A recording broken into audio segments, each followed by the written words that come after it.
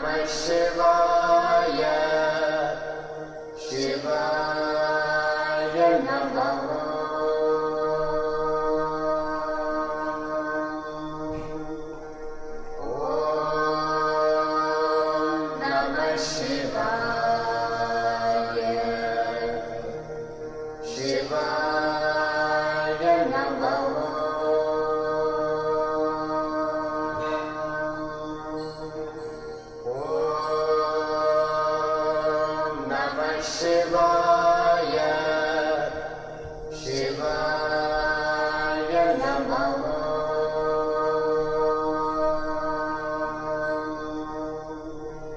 Om Namah Shivaya, Shivaya Namaha.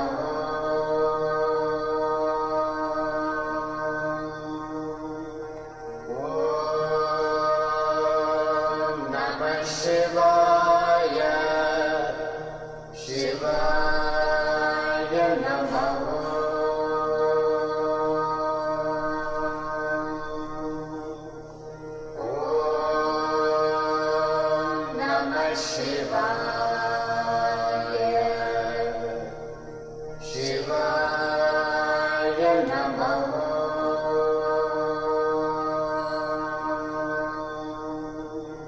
Om Namah Shivaya, Shivaya Namaha. Shivaya, Shivaya Namaha.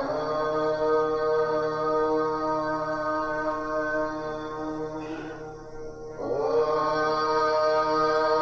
Namah Shivaya, Shivaya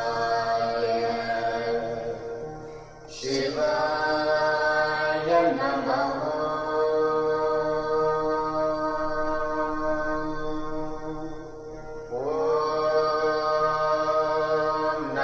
Shivaya, Shivaya Namaha.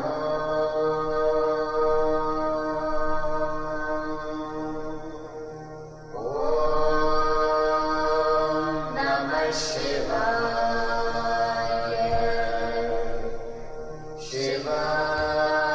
Shivaya Namaha.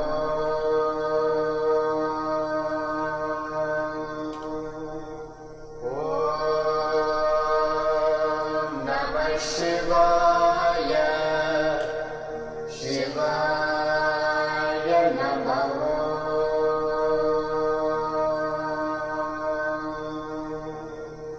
Om Namah Shivaya.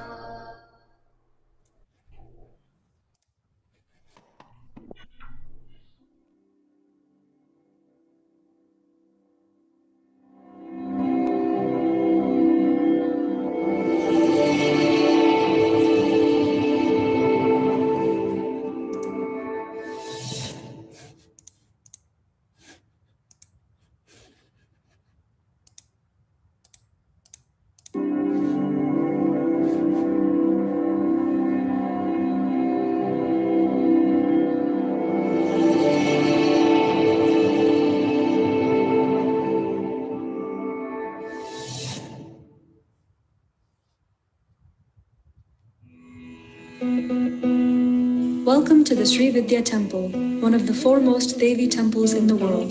The Divine Mother resides here in the form of Sri Rajarajeswari.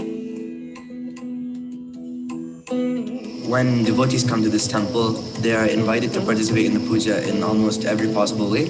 There is no hesitation based on gender, caste, or creed. If that isn't enough, the devotees are encouraged to come inside the temple and interact with the deities by touching their feet. This isn't available at any other temples.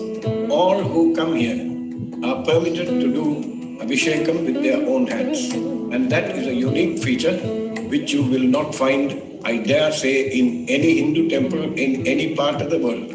And this temple, following the lineage of my Guru, is accessible to both men and women. The temple has always been about teaching and learning. It is often called the teaching temple. The mission of the temple is to propagate and explain Sanātana Dharma, Sri Vidya, and Saiva Siddhanta. Young children, especially growing in this country, should be exposed to our glorious culture. I live in a part of the world in Rochester, New York, where I don't get much exposure to my culture. So every time I come to this temple, there's so much more that I learn about Sanātana Dharma, and there's so much exposure I get to it. This temple actually has so many youth volunteering on every festival. It actually reaches out to the public and educates them. Another source of inspiration for classes is scientific and spiritual aspects of mantras and pujas. Almost all of our classes are now available online because one of the major objectives of SPTS learning is to reach people who are unable to come to the temple in person. The temple is also known for providing freshly cooked food twice a day, 365 days of the year, at no cost to the devotees.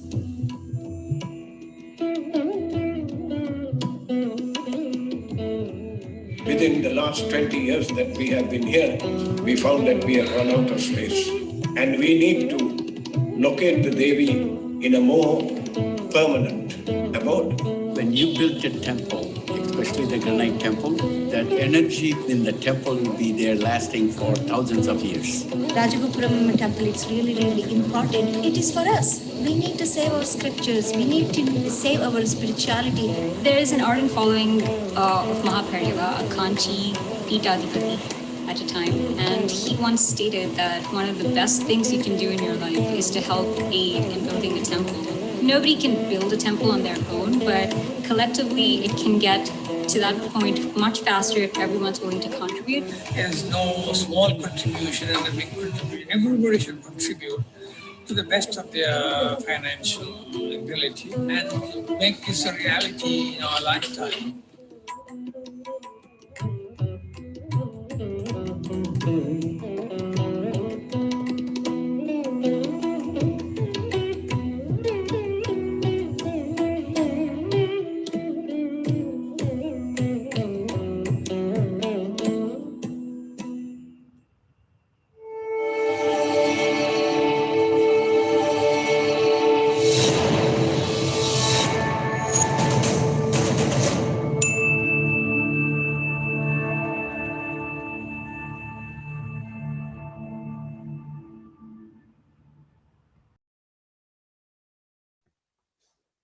Shri Matre Namaha, Namaskaram everyone, and welcome to our Sacred Rites and Rituals of Sanatana Dharma Learning Series, which is a joint presentation by the Sri Vidya Temple in Rochester, New York, USA, and Ashtanga Yoga Mandir of Sri Lanka.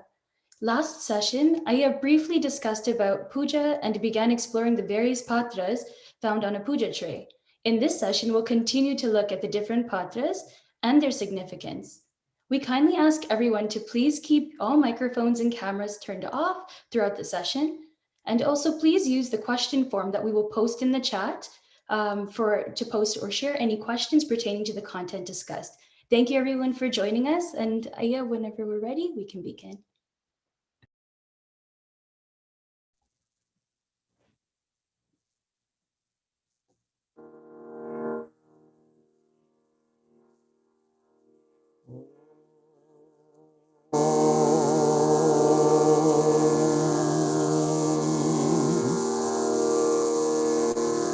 ஐந்து கரத்தனை ஆனை முகத்தனை இந்தி நிலம் பிறை போலும் எயிற்றனை நந்தி மகன் தன்னை ஞானக் கொழுந்தினை உண்டியில் வைத்தடி போற்றுகின்றேனே. ஸ்ரீ குருப்யோ நமः. ஹரி ஓம்.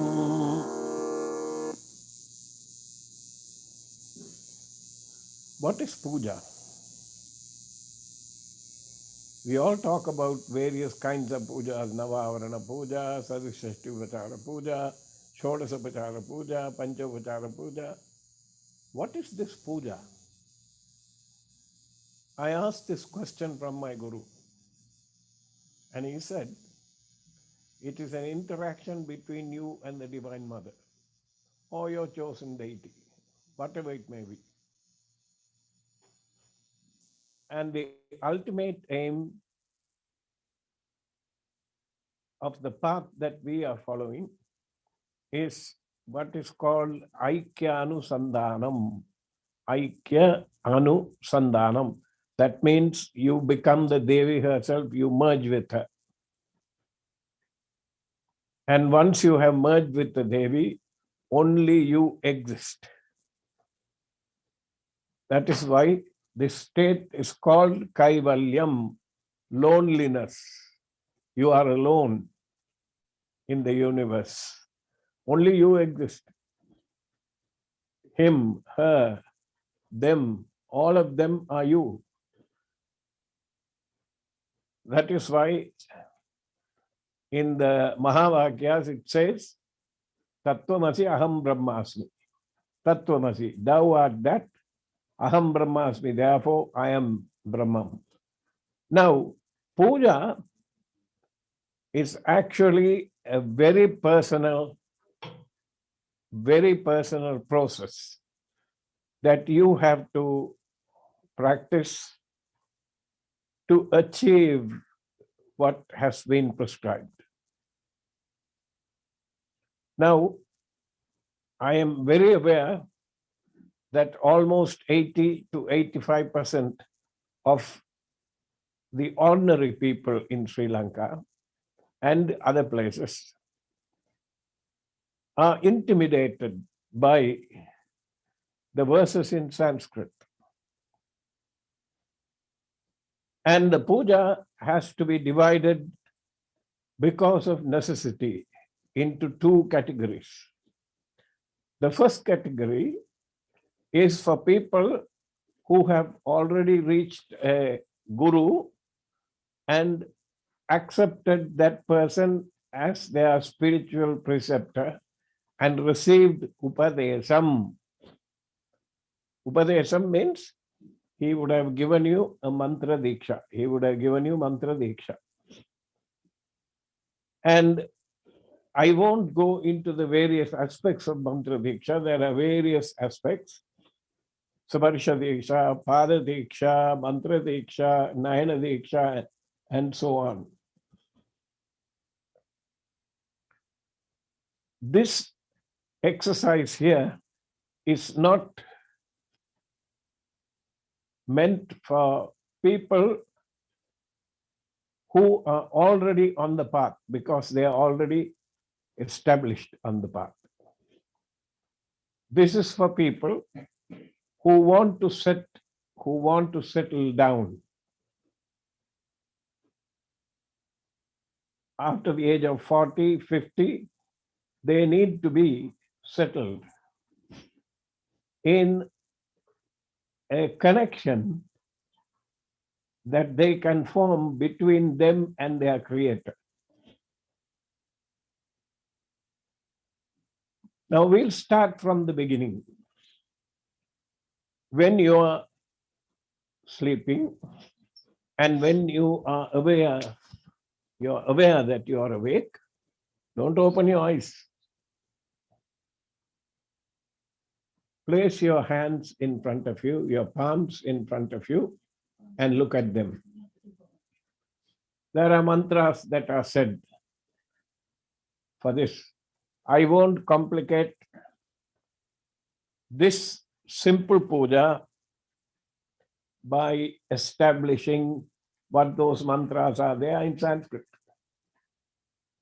And especially our people, they get intimidated by Sanskrit and they will say, Minakatambatavela, and they quit.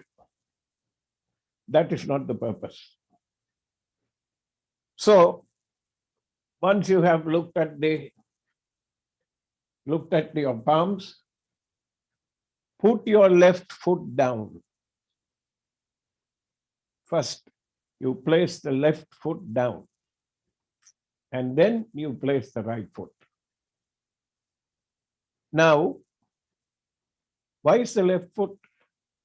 The left is the side where Shiva's grace is there as Shakti. So that is the feminine part. She is the one who makes everything, all the machinery go around and work flawlessly. She provides food for even the tiniest to the largest organism on this planet. And in millions of other universes, she is the one. So you place her foot down on the ground. Now, when you place the foot down on the ground, if you accept that it is Shakti's, you already accepted that you and she are one. You go to the bathroom. Of course, there are people who would like to have a cup of tea as soon as they open their eyes, or coffee. I'm not talking about them. You go in. There is what is called Snana Vidhi, method of taking a bath. And you brush your teeth, you wash your face, and you jump in the shower. And as the water is pouring down you, very often you will hear horrible sounds from the bathroom because the person who is inside is trying to sing cinema songs. That's not what is required. Any Tamilian, Hindu Tamilian, Sanātana Dharmic Tamilian who is living in Sri Lanka has no excuse not to know the Shiva Purana. So when the water is flowing over you, chant it. Tirumular said, Kayame Koil, the body is the highest temple for the Lord. And Isanarku Vai Gopura Vasal Kadimanam Lingam, the consciousness that is inside me is the Shiva Lingam in this Shiva temple.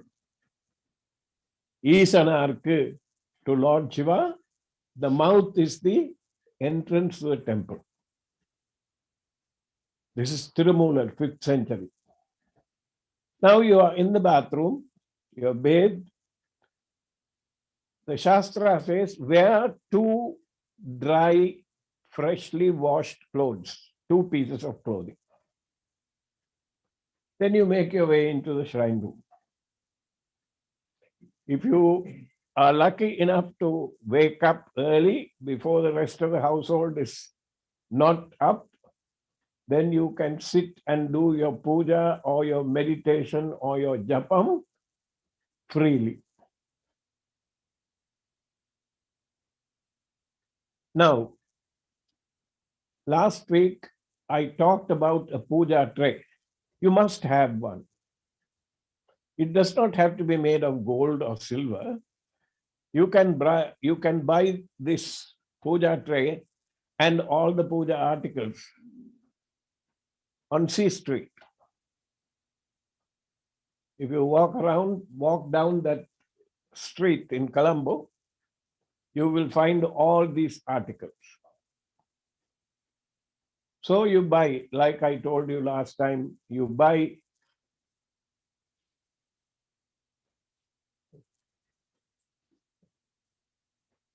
you buy a tray with so many things in it.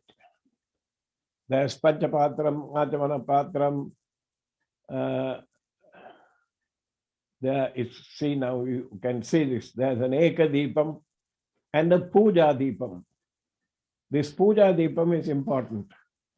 That is the one that will stay there until your puja is over as a witness.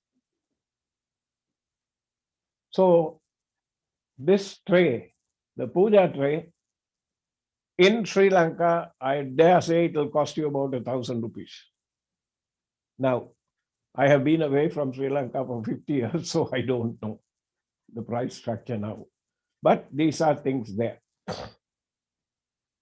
Of course, each of these articles, you take it and keep it right next to you, so that you don't have to be calling your son or your wife to ask her to get this and ask her to get that. All the articles that you require for puja, they must be within reach. Then you take a seat. That means asanam. Yama, niyama, asana. Yama in the same place, niyama in the same time every day. Why? Because the human mind is a very peculiar animal. It can be trained. Once you train it, when that time comes, you have to wake up. You have to do this. So, first one is the Athanam. Now, asanams are many types. The ideal one for jnanam, for realization, is Dharma. That means kush grass woven into a mat or a seat. You sit there. You place a cotton cloth over the asana and sit. That cotton is also important. Why this asanam? Now, when there is a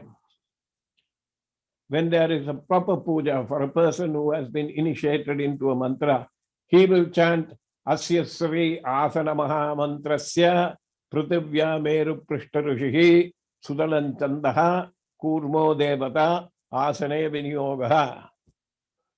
Already the people who find it difficult, because we have never been allowed the luxury of learning Sanskrit in our schools. So they don't know the language.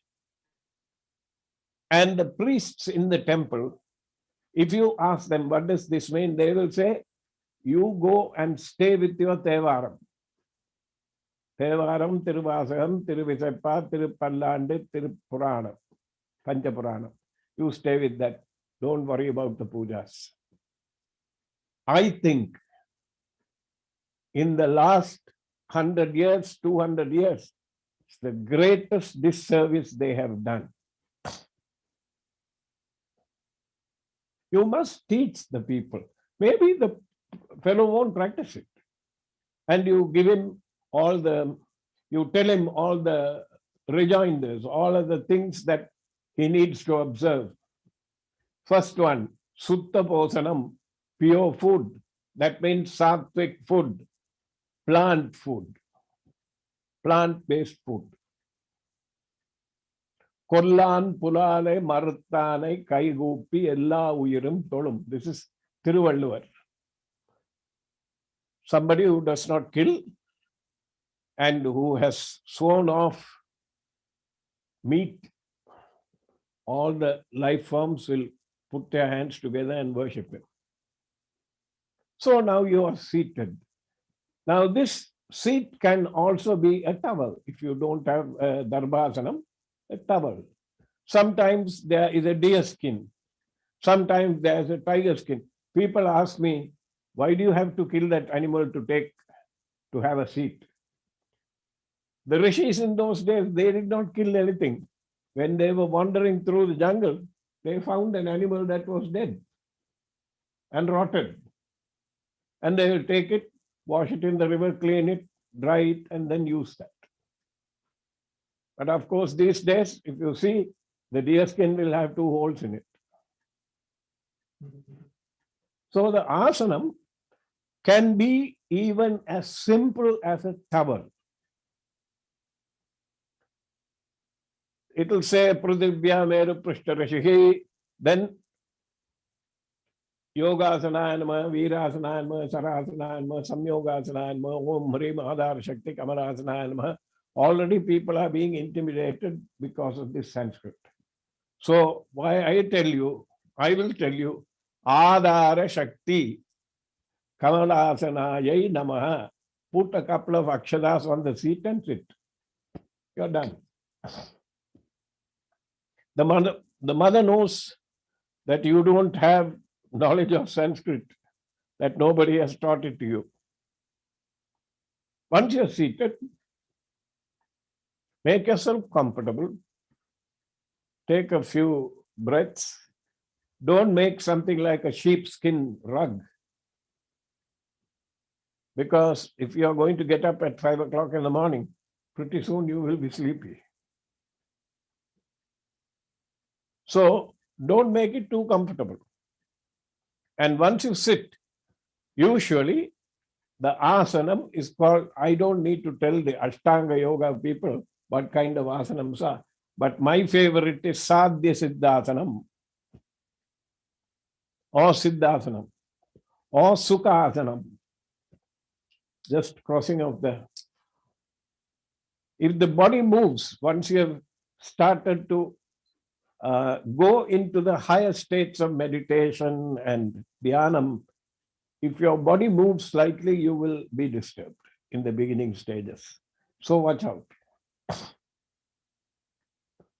So you say, Adhara Shakti Kamala Asanaya Namaha, put aksharas and sit.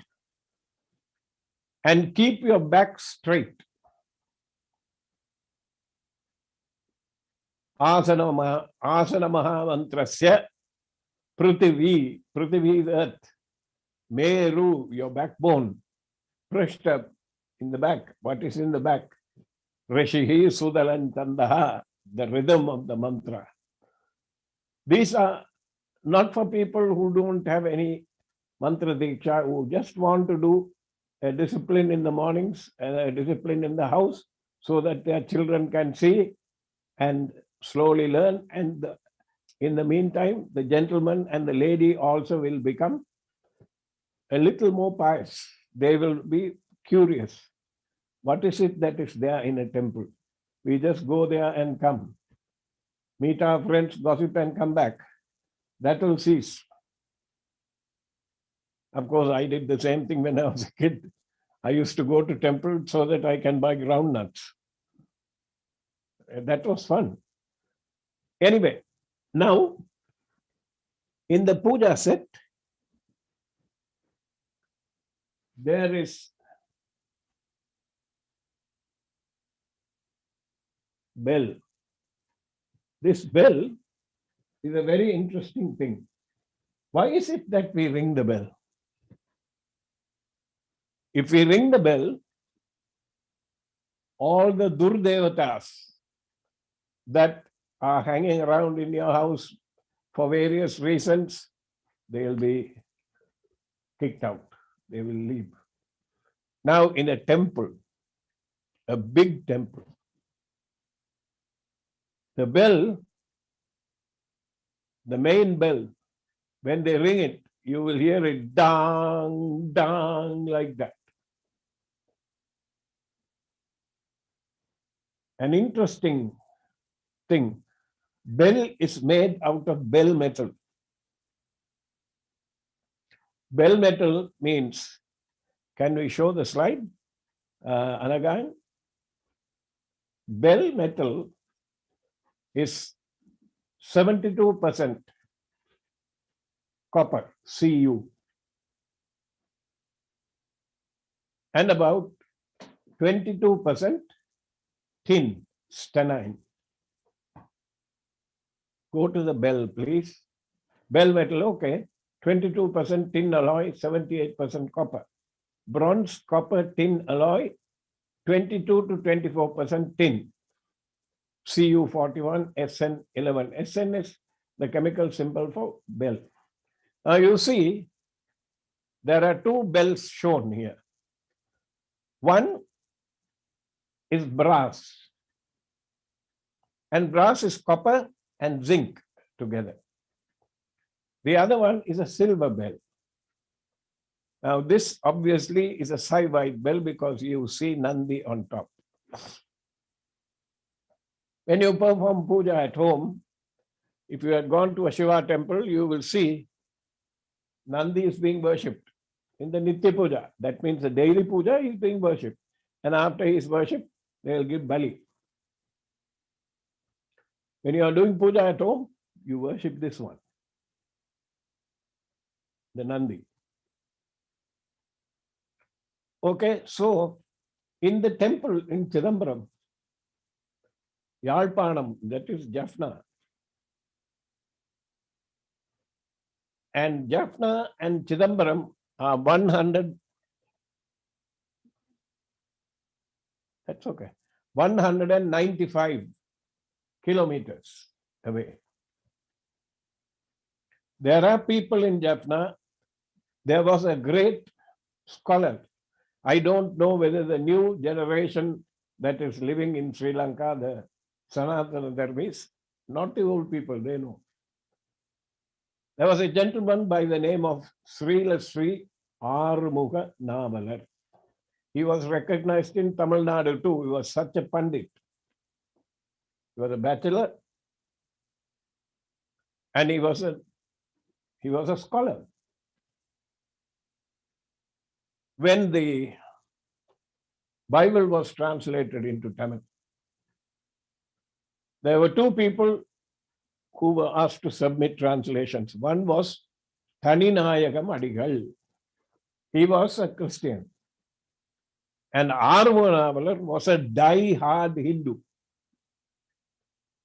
So much so that after school, he used to teach in a Methodist institution. After school in the evenings, he will go into the villages and blast these fellows because they were trying to convert people. When they submitted the translations, Arvanavalar's translation was the one that was accepted. Now, during Arvanavalar's time, he had very close connection to Chidambaram. To the Dikshitas, he would fight with them,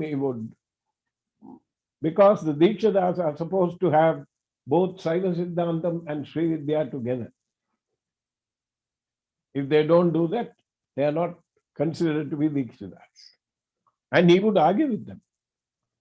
In fact, he filed action. That's a different story. During his time, he talked about this temple of Chidambaram in Bannar Pannai Shivan.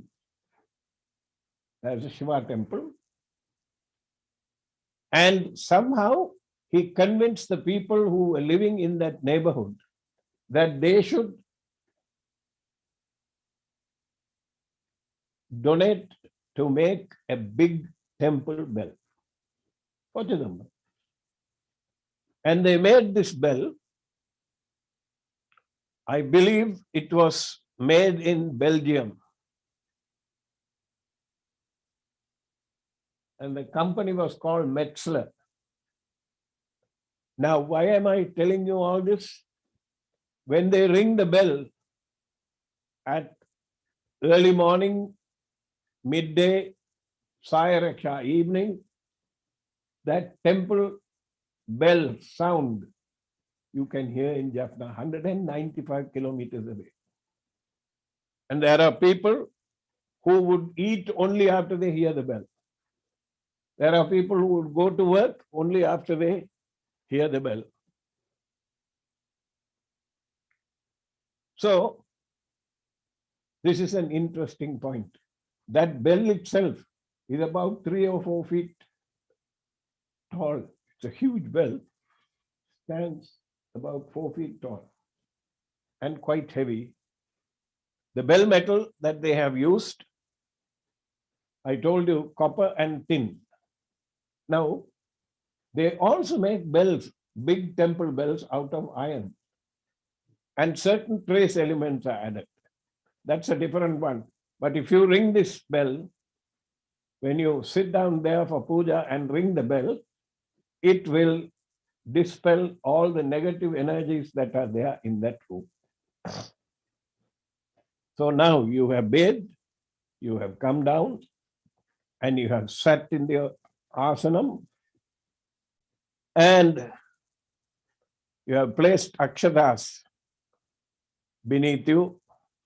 Even this, if it is difficult for you to chant Adhara Shakti Kamalasanayai Namaha, just say Adhara Shakti or Kamalasanaya Namaha and put the akshatas on your seat.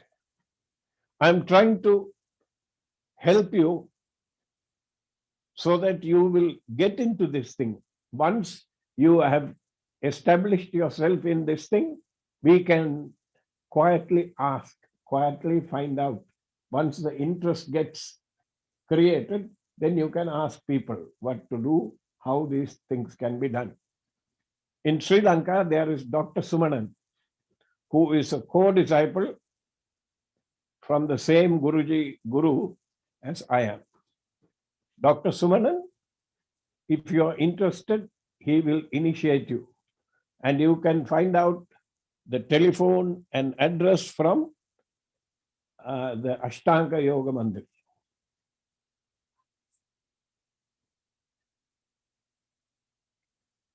So if you see, The northern coastline of Sri Lanka is almost parallel. Jaffna is on one end, the western end, and Point Pedro is on the other end. Right throughout, Puja Tray, Point Pedro, Kopai, Jaffna, you can hear this bell. And when they rebuilt the Trikeswaram temple, you can hear the Trikeswaram temple bell also. That's a few miles away. Okay, so the bell is important. Now, if you look at this lamp,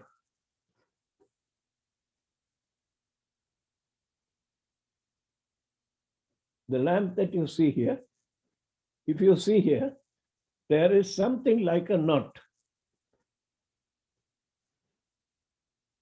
This is called Brahma Modi. What is so important about the Brahma Modi? This lamp, the shape of this Eka Deepam, tells you it is from Kerala.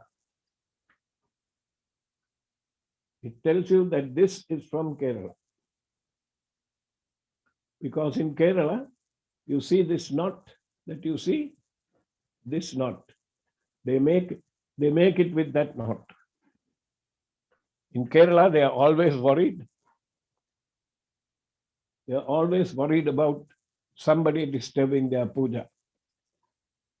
So they will always make this and invoke the mudi that is there. You have seen it is the same thing when you wear a pavitram. This is called a pavitram. Of course, this pavitram is made of dharma grass, and it is more suitable for people who have received diksha and who are doing mantra japam and who are doing a sadhana regularly.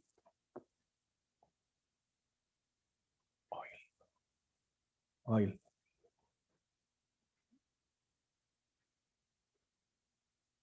Now, the deepam that you see here, this is from Kerala.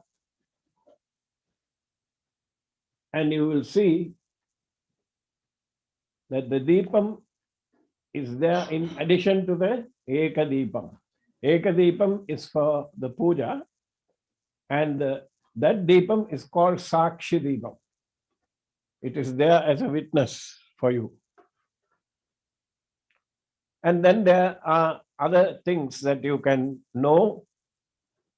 Please do not use cooking oil when you light the lamp, the artificial stuff. You can use coconut oil, castor oil, ghee, sesame seed oil. All of those are important. And once the lamp is lit, the lamp must stay lit for the rest of the puja until the puja is done. There are homes exactly where I grew up. When we had the puja room lamp, never ever went out. Amma will go in the middle of the night and pour oil and make sure that it's lit. It stayed on 24 hours of the day. If you pay that kind of a proper respect to the lamp will show you good and not so good things happening in the family. Before, by looking at the lamp, you will know. So, see, what I am trying to bring about is this simple discipline of being able to light a lamp, standing there, chanting a Tevaram or something, and doing the puja. That puja stuff, that method of puja has not been taught to us. Never. And I think it's about time we change that. If the parents do it, the children will automatically follow. So much so for the lamp. The lamp can be brass, as it is here. Can we have the lamp slide, please.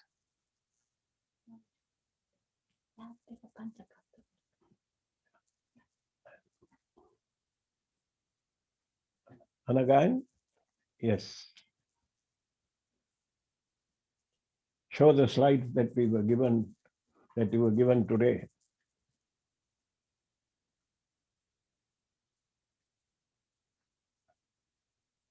This lamp is made in Kerala. And if any one of you want to actually buy a decent puja set, if you have connections in Kerala, that's the best place to buy it. The workmanship is unbelievable. All these puja articles are from Kerala.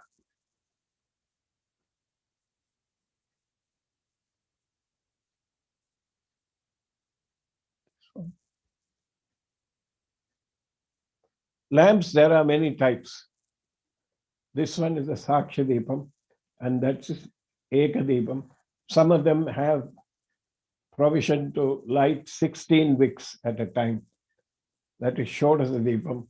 Some of them have 27, provision for 27 wicks. That is called Nakshatra Deepam.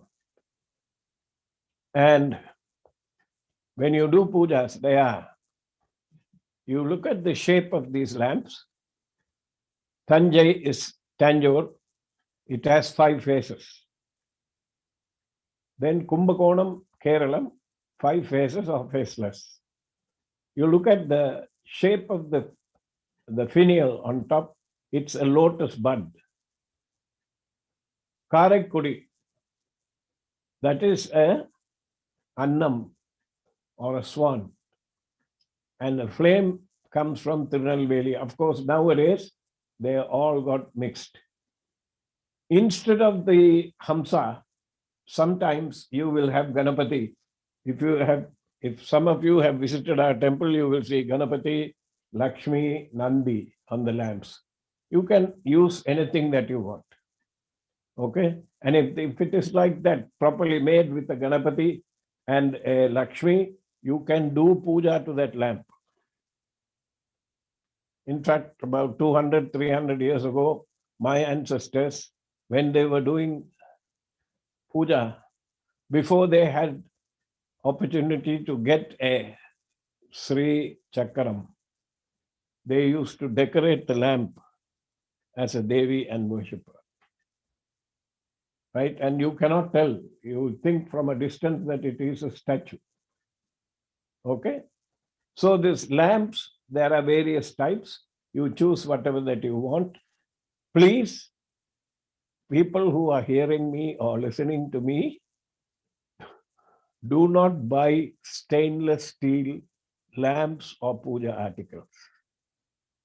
It's not auspicious, and it's not going to give you good results. Stainless steel nowadays, because it is easy to clean, from kalasams to puja articles, to lamps, to the Sakshi lamp, everything is stainless steel. Because our people were not taught this. We should not use those. The stainless steel lamp should not be used. There is one other lamp that is clay, made out of clay. That clay, the clay lamp, is called Swarna Patra. When you say Swarna Patram, it means it is equal to gold. And see how nicely they have calibrated the rishis. It is easy to buy a clay lamp for anybody. Just a few, and I'll say maybe a couple of rupees now, you would be able to buy a clay lamp. Okay, now the next one, in that puja patram, is a achamana patram, purification. I touched upon this last time. The physical body itself is purified with this. Now, there are various mantras that go Atma Tattvaya Swaha, Shiva Tattvaya Swaha, Vidya Tattvaya Swaha, right? And the amount of water that is supposed to be taken by the Uddarini is supposed to be no bigger than a coriander seed. This is Mahapariva, Paramacharya. I have seen people taking about 2 tablespoons and struggling, and it's pouring all over the place. And then I have seen people who are not familiar with this. When you take the water, it should be like this, the hand. If you hold it like this, not a drop will seep out. And then when you want to sip it, you just go, the water will flow. I have seen people taking the water and going, and immediately the hand and everything else has got uchistam. Then you have to wash your hand. Otherwise, the puja's purity is gone.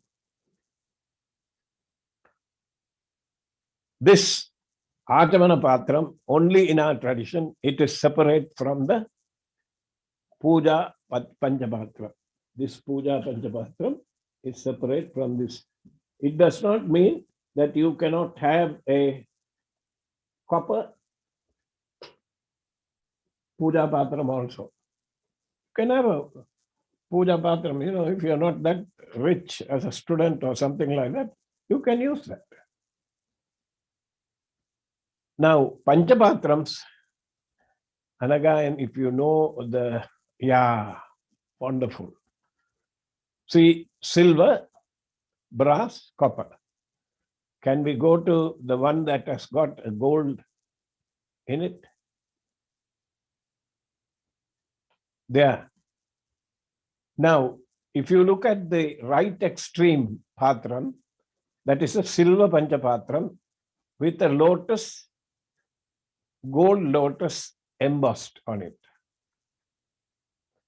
I wonder if people have seen in India, it's quite common. In Sri Lanka, I don't know whether you have seen people eat with a gold lotus embossed on the thing. The idea is minuscule quantities of gold will be washed, minute quantities. Because gold is something, it is called a noble metal. Gold and platinum will not dissolve in anything else other than a liquid, a mixture called aqua regia. Aqua regia is 3 parts of hydrochloric acid concentrated and 1 part of nitric acid, HNO3. And you can dissolve the gold with that. But you are not going to do, it is a fuming acid, absolutely corrosive. Absolutely corrosive. So don't think of doing experiments with this thing. The Panchapatram that you see on the right hand is because we thought when a human being wants to eat something with gold touch, why should we not use a Panchapatram that has a gold lotus in it? So that the water is taken and offered. Now, the brass patram is there, copper patram is there, silver patram is there, and silver with gold. You know, many people don't know this. You know that silver is rarer than gold. And the supply of silver, they say, is depleting. So the silver Panchapatram, if it is there, well and good. You will, after you take the silver Panchapatram, it will be filled, place a flower in it. In Sri Lanka, you can get bilvam anywhere, bale, you can add it to the water. And the silver Panchapatram, you are seeing the cobra head that is being shown. that represents the Kundalini, and the stem of the Patram, stem of the Uddarini represents the backbone. Now, you see the shapes are different. The brass Patram is fairly cheap. Copper and what? Zinc is brass. And if they have good brass, you can use it. My advice is that the people in Sri Lanka, if you have anybody who is traveling to Kerala, get the puja sets from Ernakulam. The prices are much reasonable than Tamil Nadu, and the workmanship is absolutely great. Okay. Now, after the Panchapatram is taken, you will see there are, this is Dupam. Dupam is incense. If you go to places where this is being made, I am sure what we have in here is made in Malaysia.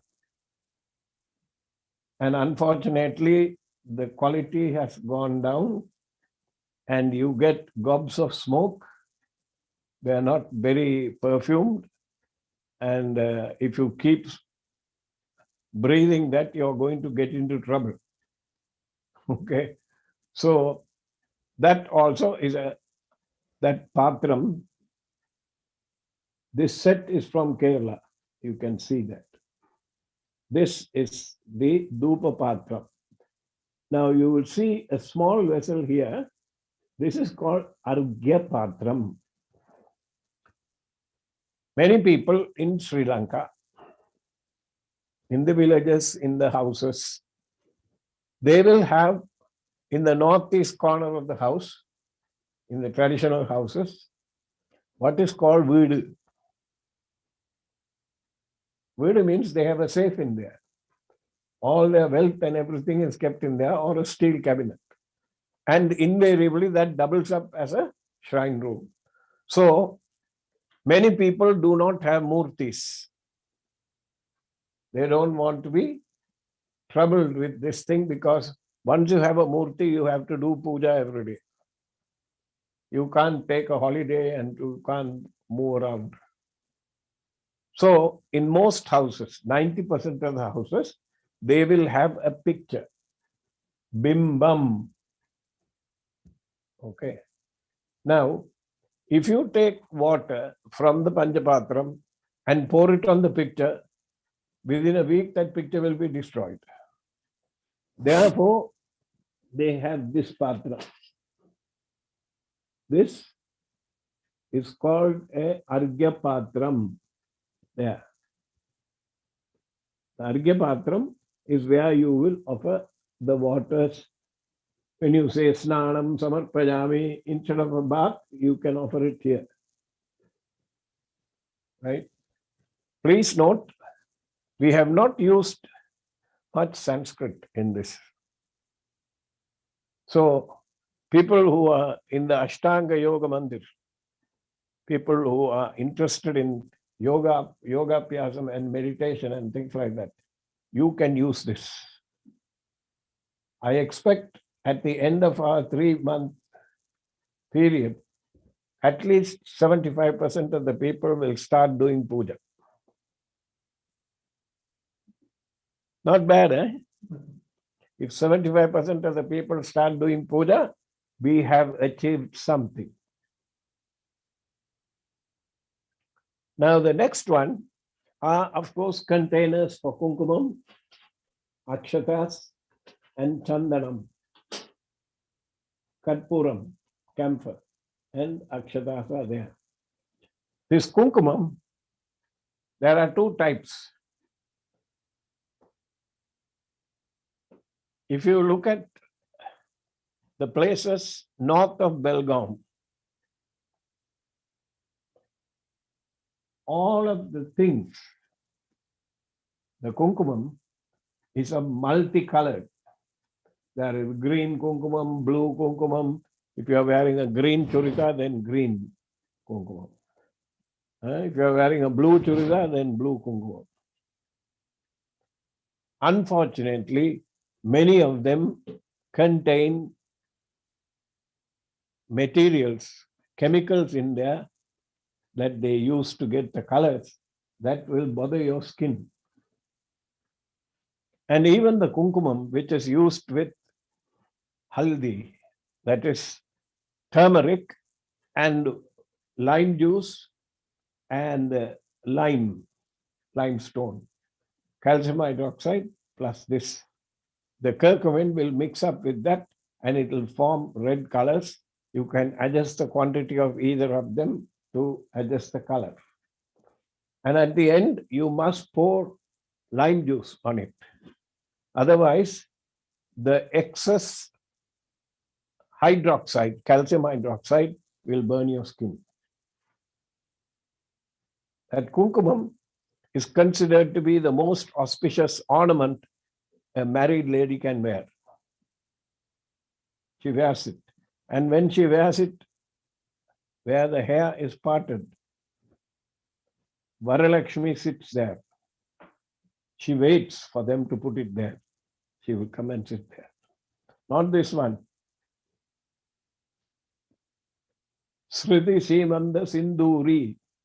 They don't talk about kumkumam. They talk about sindur.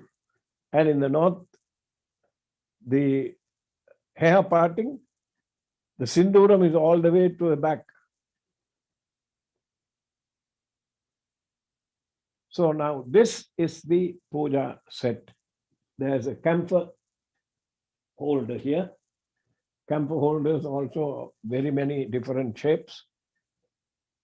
Normally they will have a flat testing and at the end they will use the camphor and offer it. Now, so far we have discussed about the puja set. Sometimes, let's do Pancha Upachara Puja. Now, Tamils who know Thevaram, Tiruvasaham, Tiruviseppa, Tirupallandu, Tirupuranam, 5 of them, Pancha Puranam. You can sing Thevaram and offer flowers. Pancha Upachara Puja means 5 services to the Lord. Pushpam, Dupam, Deepam, Naivedyam, Karpura Nirajanam, and then once you finish, you can do Namaskaram. Now, if you look at this Pancha Upachara Puja is a quick one. You're driving somewhere, you're hungry, you pull into a Burger King or McDonald's, buy French fries because there's nothing else you can eat. You buy the French fries and eat. That will also satisfy the hunger. So, Pancha Upacharam is for people who are very busy, like students who have to do their homework, who have to do their lab work and all that. For them, Pancha Upacharam is very quick. The older people must do at least Shodasa Upachara Puja. Now, you sing a Tevaram, Pushpam is offered. You sing Tiruvasaham, Dupam is offered. You sing Tiruviseppa, lamp is offered. Pushpam, Dupam, Deepam. Then you sing Tirupallandu. You can offer Naivedyam. How would you manage this Naivedyam in your home? Buy a small box of raisins and keep it. In Sri Lanka, there will be creepy crawlies all over the place. So put them in a glass jar and seal it and keep it in the shrine room. Whenever you want to do Naivedyam, take a little bit and offer it. And when you go, take that Naivedyam, put it in your mouth and go home. Go to work or anything like that. So this Pancha Upacharam, now there's no excuse now, right? And if you're a Sanatana Dharmi and you're a Tamilian, right?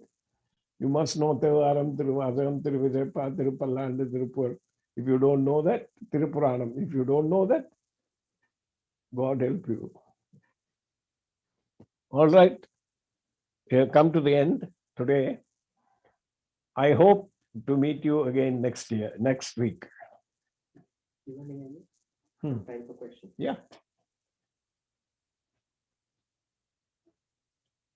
Yeah, there are some general questions about puja, also some more specific questions about puja patrams and deepam.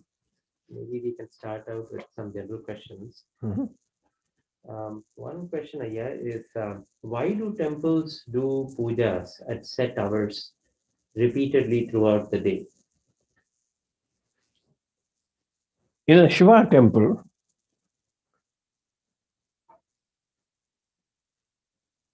only very few Shiva temples do that now. In a Shiva temple like Ponnambalavanesar, so that you know something, and Kirimalai, and Koneshwaram, and Trikediswaram, Muneswaram, Kala Puja, 6 times a day you have to do puja. Patram, Palam, Pushpam, Toyam. That means you have to do Abhishekam, you have to do Alankaram, you have to do Archanam, all that. 6 times a day you have to do. Most temples have now stopped with 3 times. Go to Arunachaleshwara temple, it is 6 times. And you go to Marandeshwara temple, 6 times. At particular times, right, you have seen in the puja, this thing, in the Panjangam, when you look at it, there's Rahu Kalam coming. So sometimes some pujas are done for the sake of for the devotees who come with various problems. You do Rahu Kala Durga Puja for them. Right? Then there are Rahu Kalam is set. Particular times of the day it will come. Sarpashanti we will be doing. And the Sarpashanti is done. The effects are multiplied when you do it in Rahu Kalam. But normally, Arukala Puja has to be done. Okay. In Tiruvannamalai, they do that. Chidambaram, they do that. So particular times are set out depending on what temple it is, what is it famous for, and things like that. Now, for instance, Vaidishwaran temple, there are particular times when they do this. You go to Kalahasti, there are particular times that they have. Okay? So, related question here. How many times do we need to do puja at home? How many times do you eat at home?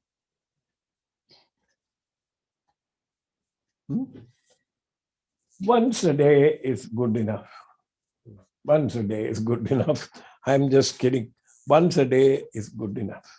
If you do puja 1 time a day, that's good enough.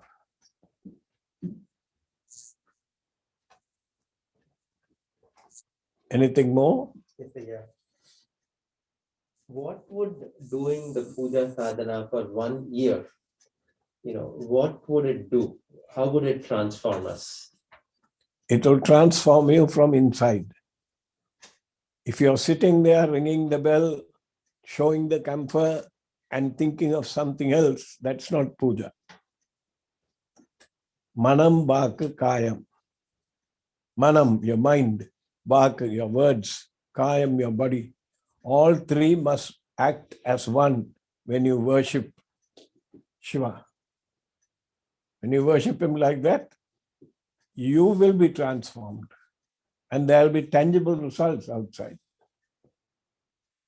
He will always give you whatever that is there. The effort that you put in is never wasted. This puja routine is just another discipline. Just like at a particular time you go and do your exercise, you spend 30 minutes on the treadmill, right?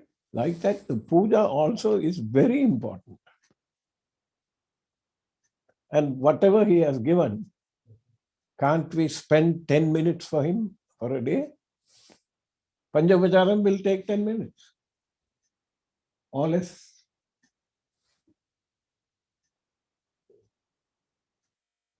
So before you sit down to do puja, yeah, is there a certain process for purifying the mind?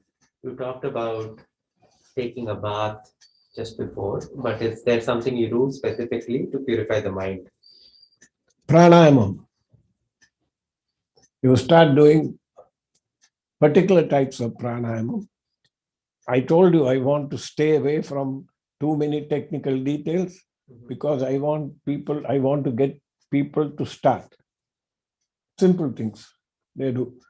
What you can do is to purify your mind. Close your nose, left nostril, and deep breath. Hold it. Chant Om Namah Shivaya, Om Namah Shivaya, Om Namah Shivaya, Om Namah Shivaya 5 times and breathe out through the other nostril. 3 times you do that, tranquility will be there. Yeah, you talked about putting a cotton cloth on top of the darbar. What is the significance of the cotton cloth? That cotton cloth, if you're sitting there doing puja, you're going to be moving a little bit. It will produce a static charge. And if you're chanting Om Namah Shivaya, it will go through. It will go through you. Even on a deer skin, you can put a cotton cloth and sit. Some people do silk. Has never attracted me though, I don't know.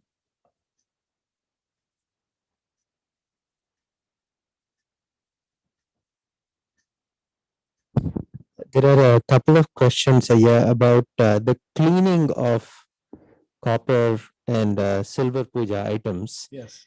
For example, some people use these chemical cleaners.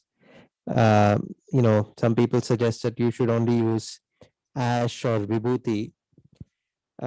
So do you have any advice I have on a the matter? suggestion. In India, you can buy something called pitambari. That's quite benign. It doesn't have any harsh chemicals.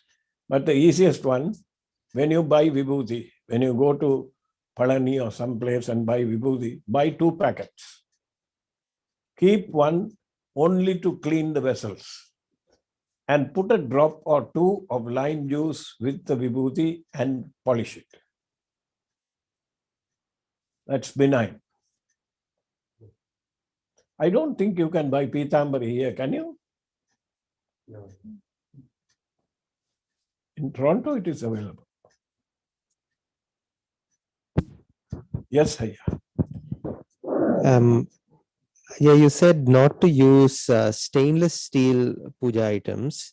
What about for, Pitru Karyam and those kind of occasions? I used to be under the impression that you can use stainless steel for Pitru Karyam.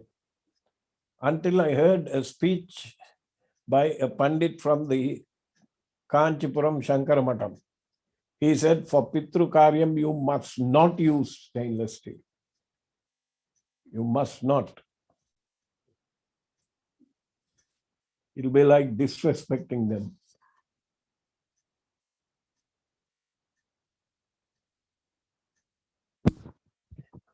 This is about the use of clay pots, for Naivedyam. Can you reuse the pot for the next puja? Yes, sir. You can. Okay. You can. Unless you put your lips to it and drink it, then you can't. Things for the puja room must stay separate. Make sure that nobody uses them. And when your children see you not using them, they will get to know this is something that is a little different. Yeah, about the lamps. Some people put 1 wick, some people put 2, some people put 5. Is there any, logic? The difficulty in using 5 wicks, it's very nice, but you have to keep filling the oil over and over again. Even before you finish puja, the oil will be finished. And the oil, the wick, when you put the wick, you take 2 thin wicks and make it into 1. So you are actually lighting 2 wicks, but it appears to be 1. That's easy. Normally, in auspicious occasions, you will, yes.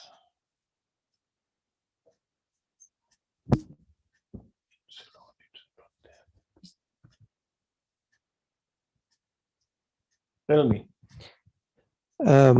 Next question, Ayya. In a 5-member house, should everyone do the puja individually or only the head of the family? Also, can you share the puja thali with others, the puja plate? Can you share the puja plate with others in the same household? Yes, you can. Absolutely, you can share it. If there is a 5-member household, you take turns. Monday is your day, Tuesday is Amma's day, Wednesday is Appa's day, like that you do. Simple. Everybody gets practiced. These days it is fashionable to take the children and leave them somewhere so that they can watch TV and create hell.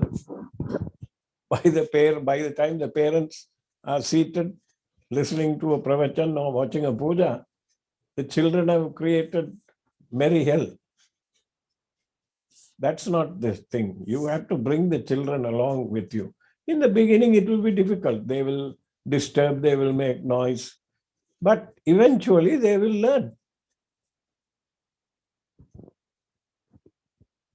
Yeah, the pavitram, what is the significance of the pavitram and the knots on the pavitram? And do you wear a pavitram even if you're wearing, say, a ring on the same finger? Even if you're wearing a ring? Pavitram ring. Any ring, yeah. Like say, let's say, if you are wearing a pavitram ring, like I am wearing, you don't need to wear, because it's gold. But a pavitram, the Dharma, very recently there was an article from Kanchipuram about the benefits of wearing Dharma. It is supposed to dispel or divert certain harmful UVs from the sun. That is why you're supposed to wear it. But if a person has died in the family, for 1 year, you don't wear the pavitram.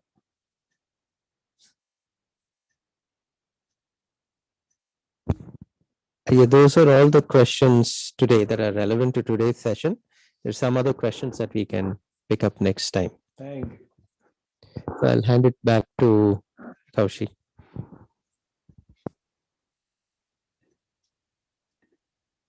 Kaushi? Yeah. Sorry. Hello. Okay. So we're almost close to 8:45, so I guess we'll just end it off here. So for next class, we'll continue with the introduction to puja and upacharas. Thank you very much, Aya, and thank you everyone for joining us for today's session. At this time, we'll hand it over back to Vyasa uncle to begin yoga.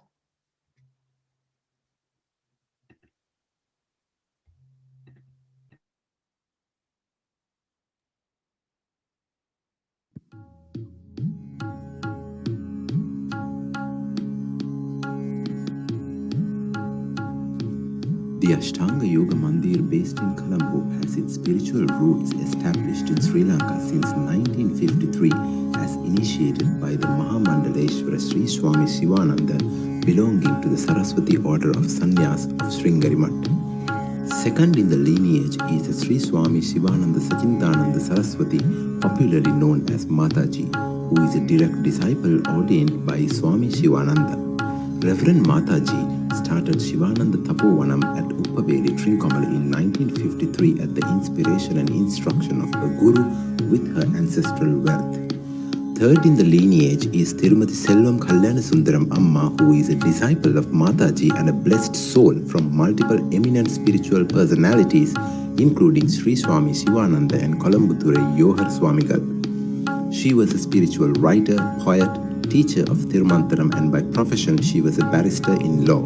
In the year 1988, she and Mr. R. Kalyansundaram re-established the Thirumantaram Sangam and founded the Patanjali Yoga Mandir for all yoga-related activities. In the year 2002, Thirumantaram Sangam and the Patanjali Yoga Mandir were merged and named as Ashtanga Yoga Mandir, and all activities are being carried out by a dedicated team of volunteers.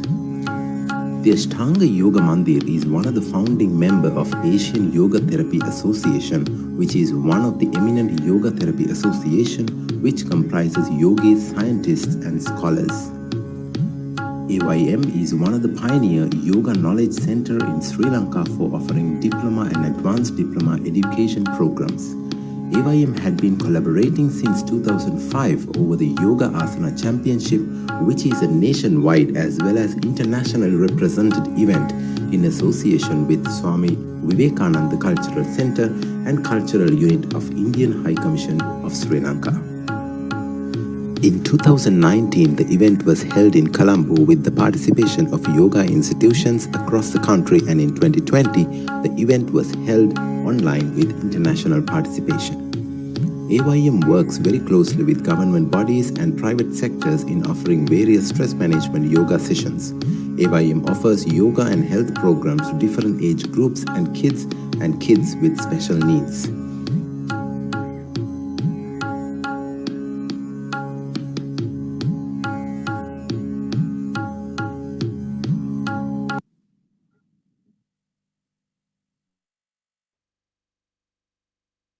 Greetings to all of you from Ashtanga Yoga Mandir. It is indeed a great pleasure to have this program with the Sri Vidya Temple Society and Ashtanga Yoga Mandir, and my pranams and salutations to my Guru Haranayyaji and all those who are here. We always have a question in our mind saying that what is the use of doing yoga? And we have various other forms of exercising. Patanjali, one of the greatest philosophers, scholar, an inner scientist, great grammarian, an Ayurvedic physician, has explained very clearly what is the benefit of learning or practicing.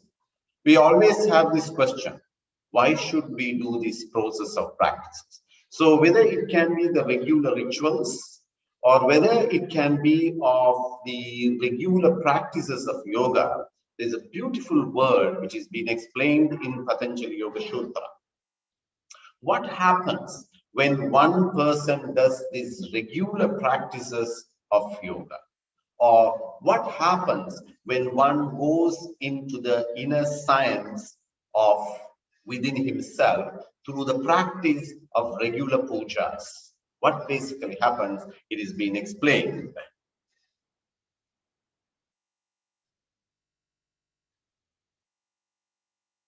It is said very clearly, avidya, asmita, raga, dvesha, abhinivesha, pancha kleshaha. So that means what basically happens is when one practices individually the yoga, or when they go into the inner practices of any of these inner sadhanas, there are certain things which disturbs an individual. What are those? Avidya, that is having wrong perception within themselves, having wrong understanding of things. Ashmita is the wrong ego which disturbs the relationships in life.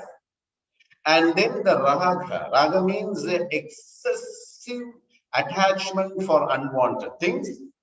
Dvesha, the excessive hatred towards yourself and the excessive hatred towards the others. And abhinivesha is the fear of death.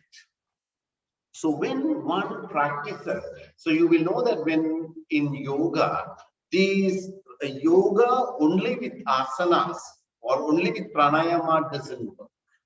You need to have a combination with the yoga practices and also very important the ritualistic practices. That is what you will still know, that even great personalities like Adi Shankaracharya, the greatest philosopher, the greatest eminent personalities like Swami Vivekananda, the greatest personalities in Jnana Yoga, they always ensure the practice of rituals, the practice of such things are very important. So those who are in the field of yoga, is very important that you have the Nitya Puja, the Nitya basic pujas at home.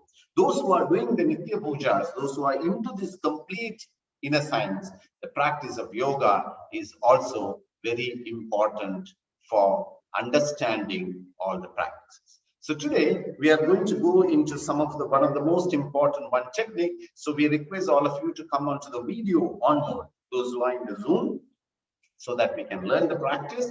So this practice is basically one of the most important ancient yoga practices. And this yoga practice, you will see, is a practice which supports your inner self in strengthening your spine. So this derives from one of the method of our daily practices, which comes from the Topukarana, which is called as the Puja Karana Asana.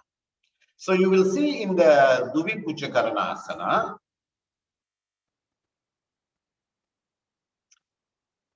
there are 15 steps in this Puja Karana Asana. We will introduce to you few of those techniques. So generally this Puja Karana Asana practice, if you take, is done on standing position. So you can do while standing or while seated. So basically, before we go into any of the practices like yogic sukshma vyayamas or loosening practices or asanas, it is important that we go directly in strengthening the spine.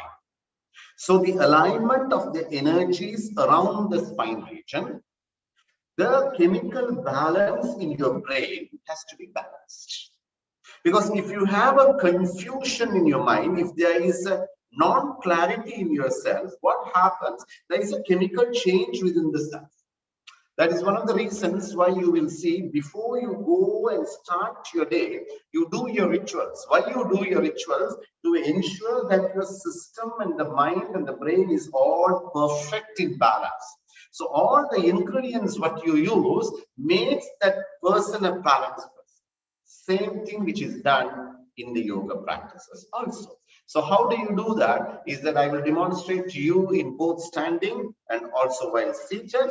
And in case those who find it difficult in standing for a longer time, or those who have any nerve related issues, or those who have any sciatic related issues, those due to certain medication who have slight body balance concerns, it is better that you start the practice while seated. So when you do the seated practices, it becomes very helpful. So you can use a bigger chair, or even if you're using a small chair, you can come into this position, be seated like this.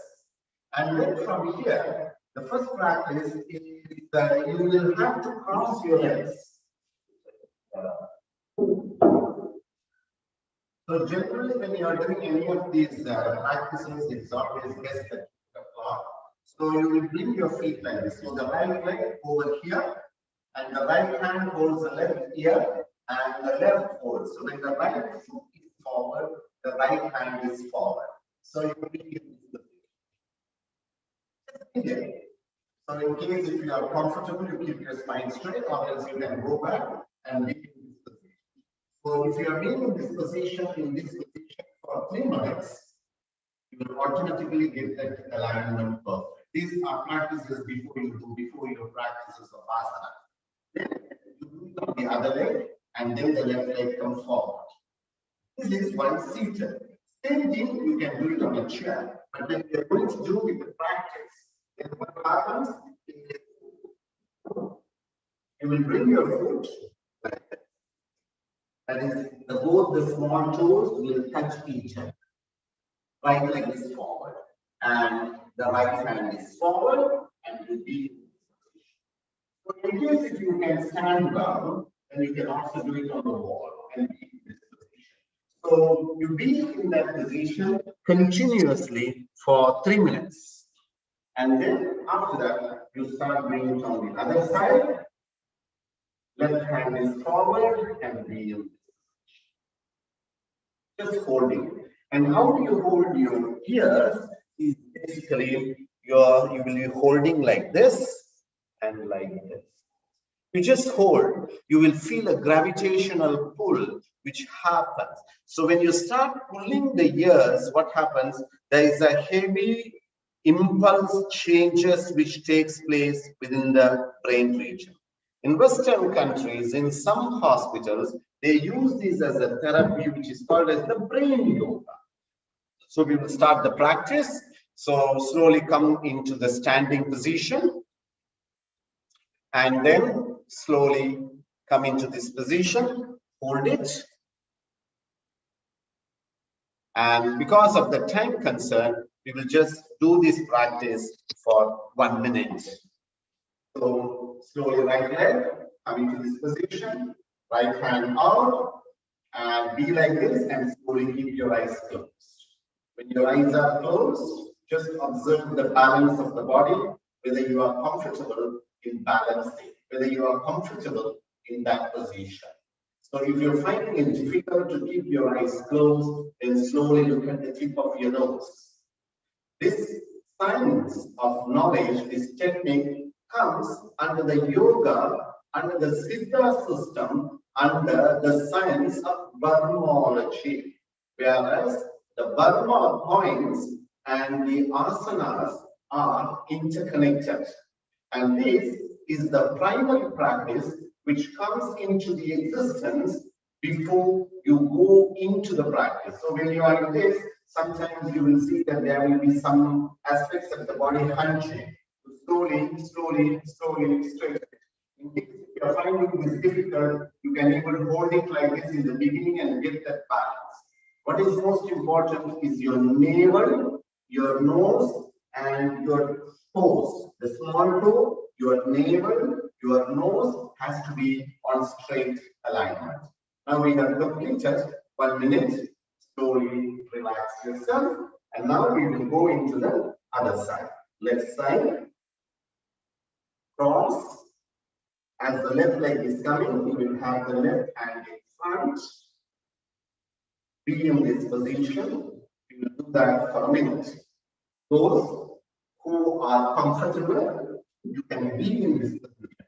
So if you are sitting on the sofa, fine. Just keep your legs crossed and bring your left leg forward. Keep your spine straight. In case if you are having shoulder pain, then you can just get your elbows to relax on the knee on this position. Just keep that. Simply focus. Just observe your body. So you will see this position made your body alignment perfect. Why? Is because you will see when you go to sleep or even after your heavy working day, there are a lot of changes which has happened in your rhythm of your body. So this process of technique helps in balancing that rhythm. When the rhythm gets balanced, nerves get strengthened. When the nerves get strengthened, the hormones get strengthened within yourself. So this is a non-movement intensified practice which strengthens the Merdanda. Merdanda is your spine. உங்களுடைய முதுகெலும்பை மிக சிறப்பாக பலப்படுத்துவதற்குரிய ஒரு அடிப்படை பயிற்சியாக இந்த பயிற்சி காணப்படும். And now slowly relax yourself. And then, so this is the basic of the standing practice. And then after that, you come into Sukhasana. So as all of you know, the Sukhasana is a very comfortable position. So if you are in a seated position, you can be in Sukhasana. If you are on the chair also, just be wherever which is comfortable to you. And then from here, right hand, just hold it. And then you slowly start to bring your elbows and touch the knee. So very basically, you will come into this position and touch. 1, 2. Just start moving in this position. So first you will take a deep breath and then you will start moving. So we do this for nearly about 27 hours. So in case sometimes if you feel that you are not able to do that, just keep a block or a mat, a pillow, just leave it. That's fine. Initial stages, be like this. Be like this. Don't force yourself. Right? So we will start doing the practice now. Slowly come into this position. Start doing 1, 2, 3, 4, 5, 6, 7, 8, 9. Slowly. 1, 2, 3, 4, 5, 6, 7, 8, 9. And now on the other side. 1, 2, 3, 4, 5, 6, 7, 8, 9. That will be fine. So when you are doing it by yourself, just see whether you are able to do 27 counts. If you are able to do 27 counts of movement, be there for 27 counts. That will be great. So in future classes, we will try to discuss more techniques of the Duvi Puja Karana Asana or Topa Karanam, which has the different basic 15 techniques. And in the advanced Topa Karanam, we have altogether 27 techniques. Based on the interest and time, we shall do these practices. So once again, my pranams to Haranaya and all the volunteers of the Sri Vidya Temple Society for initiating such a wonderful program, and see you all next week. Thank you very much. We'll end the session with the Shanti.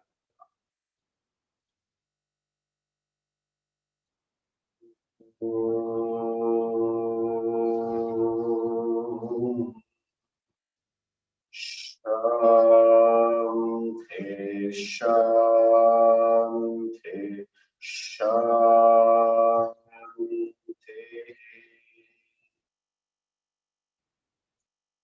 Thank you.